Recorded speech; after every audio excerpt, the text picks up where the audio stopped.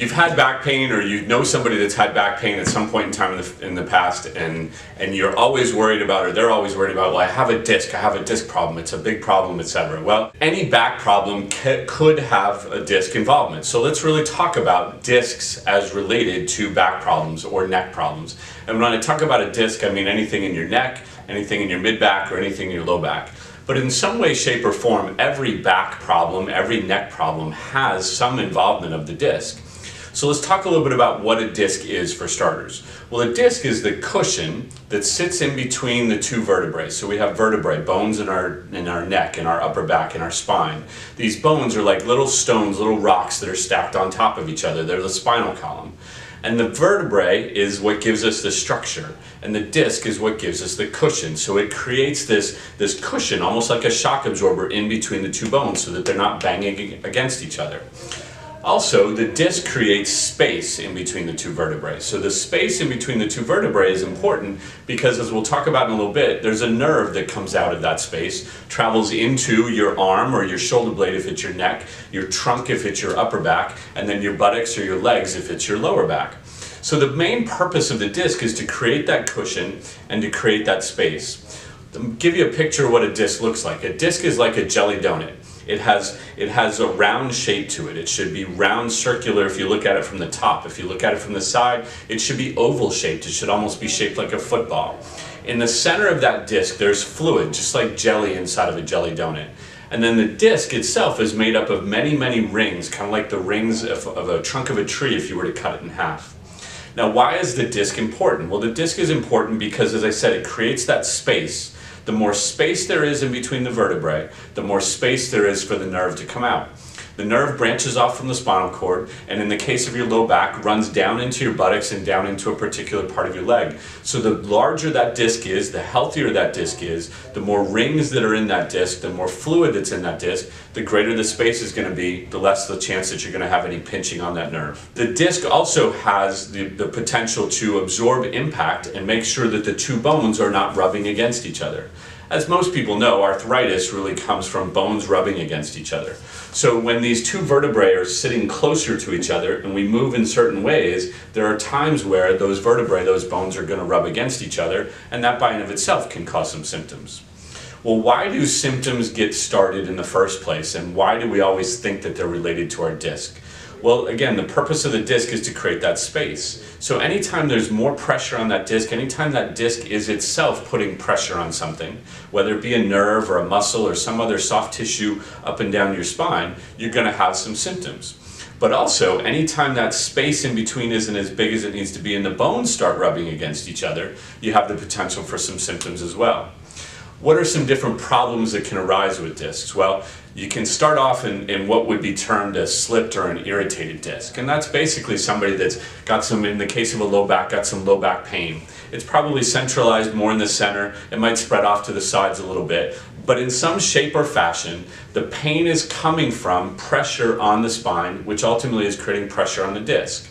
The pressure on the disc is putting pressure onto something, which is what's causing the pain. But the real problem isn't the disc. The real problem is what's causing that pressure on the disc in the first place. As that pressure continues, or it gets worse, or it doesn't go away, the disc will actually start to bulge. So again, imagine the analogy of the jelly donut. I have this donut that's on the counter and I put a little bit of pressure down onto it. The disc starts to get wider, it distends out to the side. That's what a bulging disc is. The fluid's all still inside of the disc, but the disc itself is sticking out.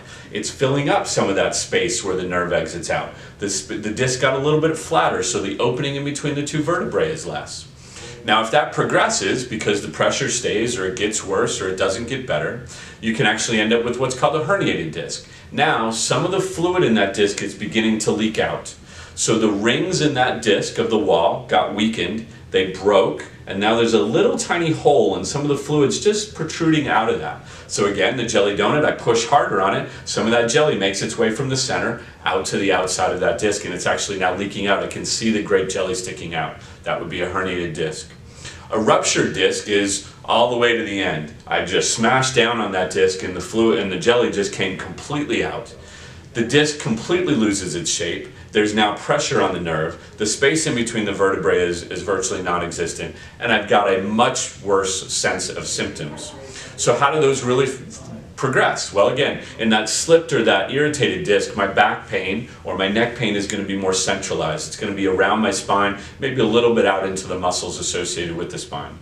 As it gets a little bit worse and it progresses onto a little bit of a bulge, remember where the disc is kind of sticking out, now it's putting some pressure onto the nerve. So that pain is going to radiate more into my buttocks or into my shoulder or my shoulder blade. As it progresses and now the fluid starts leaking out a little bit with that herniated disc, I'm going to start to get some symptoms down into my arm. This achiness, this soreness, or down into my leg, this achiness, this soreness, or this pain that kind of radiates around my trunk. And as it progresses even further and becomes a ruptured disc, that's when you start to get the numbness, the tingling, the weakness, etc. So again, that's a progression of how things go. But the real question comes about, why is that disc what's causing the problem? The disc is putting pressure on something or allowing there to not be enough space, but you don't have the pressure off of the disc. And that's really where physical therapy comes in. The best way to treat a disc problem is to get the pressure off of the disc. Number one, it allows your symptoms to be less. Number two, it allows the disc itself to start to heal. And number three, it allows the disc to start to regenerate some of the fluid that's in it. Get that pressure off and your symptoms will not only get better and get less, but you will get better and the problem will go away. Mask those symptoms with some medication or something else, and the pressure is still there. The decreased space is still there. The disc may not be bothering you anymore, but the problem is still there and it's going to come right back. So one of the greatest things about our expert therapists here at Loudon Sports Therapy Center is that they can get to the heart of why is that disc causing you the problem, whether it's in your neck, your upper back, or your lower back, and most importantly, what needs to be done to get the pressure off of that disc so that again, your symptoms can be less, the disc can heal. So click on the link below. Let's get you, if you're having problems, let's get them figured out, let's figure out why it's there, and let's get you in for an evaluation and get you started not only having less pain, but keeping that disc from getting worse and help it to heal.